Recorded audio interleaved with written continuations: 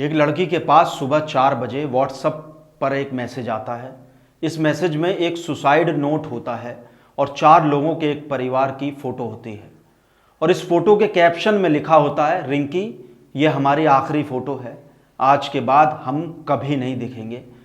क्योंकि उस समय सुबह के 4 बजे हुए थे, इसलिए रिंकी सोई हुई थी और ये मैसेज नहीं देख पाती है। रिंकी जब सुबह 6 बजे ऑफिस जाने के लिए उठती है तो वो अपना मोबाइल चेक करती है तो उसे अपने व्हाट्सएप पर यह सुसाइड नोट और फैमिली की फ़ोटो मिलती है। ये देखकर रिंकी के पैरों तले ज़मीन खिसक जाती है, क्योंकि ये फ़ोटो किसी और की नहीं, रिंकी के चाचा चाची और उनके 2 छोटे छोटे बच्चों की होती है। नमस्कार, खबर की कबर में बात उस दिल दहला देने वाले फैमिली सुसाइड की जिसने मध्य प्रदेश सरकार की आंखों की नींद उड़ा दी है।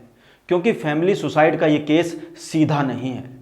एक शख्स के साथ ऐसी ठगी और ब्लैकमेलिंग हुई कि उसे अपनी बीवी और 2 छोटे छोटे बच्चों को सुसाइड करने पर मजबूर होना पड़ा। सुसाइड की ये कहानी जानकर आप भी दंग रह जाएंगे। दरअसल ये सच्ची घटना मध्य प्रदेश के रातीबड़ की शिव विहार कॉलोनी की है। भूपेंद्र विश्वकर्मा, जिनकी उम्र होती है 38 साल, भूपेंद्र अपनी पत्नी रितु और 3 साल और 9 साल के 2 बेटों के साथ रहते थे। बड़ा बेटा कक्षा 3 में पढ़ता था, जबकि छोटे बेटे ने अभी स्कूल जाना भी शुरू नहीं किया था। भूपेंद्र कोलंबिया बेस्ड एक कंपनी में ऑनलाइन जॉब करते थे। कुल मिलाकर परिवार बहुत खुशहाल होता है, सब कुछ एकदम अच्छा चल रहा होता है। मगर इस खुशहाल परिवार को अचानक किसी की नज़र लग जाती है।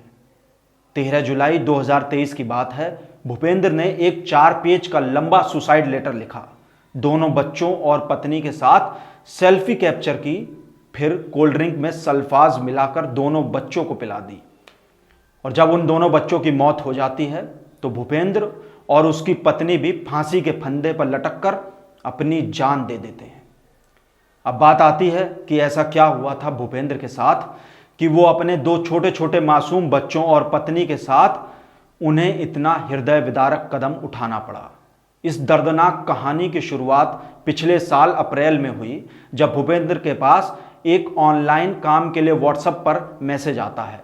फिर टेलीग्राम पर भी उसी कंपनी का दोबारा से ऑफर आता है। कोलंबिया की एक कंपनी जिसका नाम है CSYONLLEM.com। ये कंपनी TRP बढ़ाने का काम करती है। एक्स्ट्रा इनकम के लिए भूपेंद्र कंपनी के साथ काम करने को तैयार हो जाता है, क्योंकि भूपेंद्र को इस काम को पार्ट टाइम की तरह करना था और भूपेंद्र को इस काम से ठीक ठाक मुनाफा भी होने लगता है। जब भी उसे खाली समय मिलता तो वो इस काम को करने लगता था।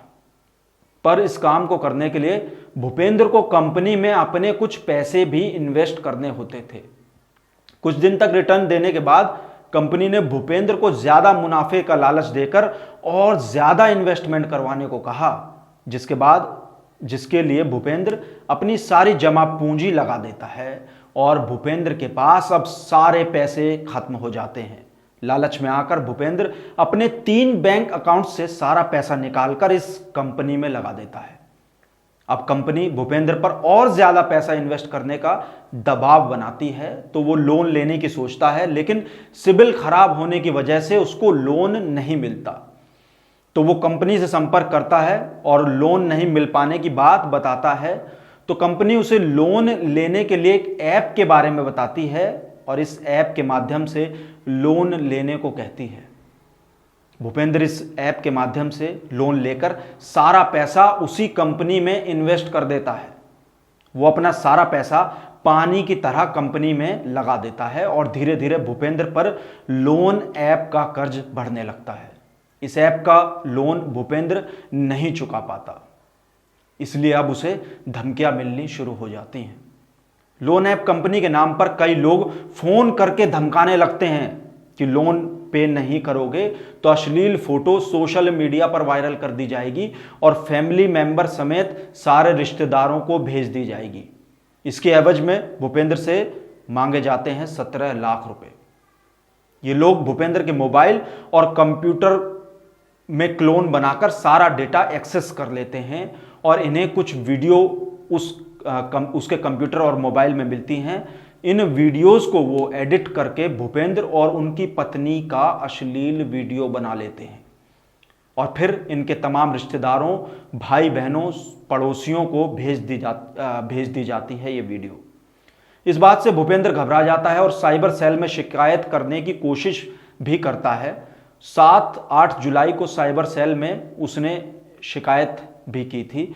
मृतक भूपेंद्र के भाई का कहना है कि साइबर सेल ने उनका सिम और मोबाइल भी एक्सचेंज करवा दिया था, मगर इसके बाद भी भूपेंद्र की परेशानी कम नहीं होती है और 13 जुलाई 2023 की सुबह 4 बजे भूपेंद्र सल्फाज मिली कोल्ड ड्रिंक दोनों बच्चों को पहले पिलाता है और फिर पत्नी के साथ खुद फांसी लगाकर सुसाइड कर लेता है।